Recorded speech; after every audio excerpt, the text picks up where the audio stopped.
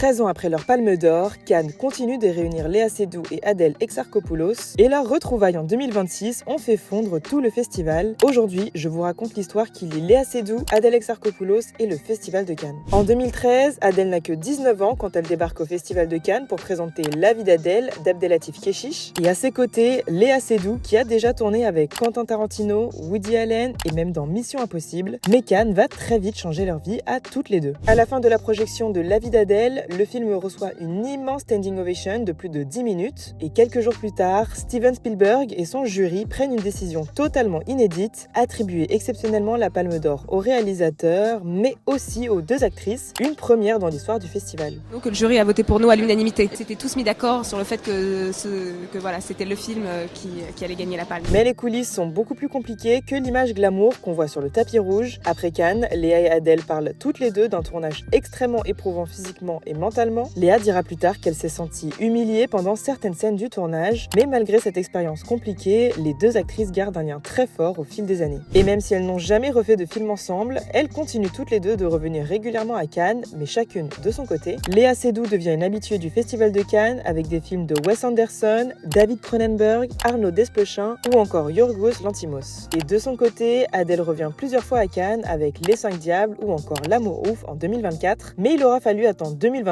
pour retrouver le duo. À son arrivée à Nice, Adèle porte un t-shirt avec le visage de Léa et l'inscription Léa Forever. Elle expliquera ensuite avoir fait fabriquer ce t-shirt dans une boutique vintage avant de quitter Paris. Quelques heures plus tard, Léa répond avec un t-shirt Adèle Forever. L'anecdote touche immédiatement les fans, ravis de retrouver la même complicité entre les deux actrices 13 ans plus tard. Pour cette édition 2026 du Festival de Cannes, Adèle présente Garance de Jeanne Herry. Le film reçoit une longue standing ovation de 12 minutes dans le Grand Théâtre Lumière. Et au milieu des applaudissements, Léa Seydoux rejoint simplement le regard d'Adèle avant de la prendre dans ses bras sous les yeux du public. 13 ans plus tard, après leur Palme d'Or historique, leur relation symbolise toujours une forme de sororité rare dans le cinéma français.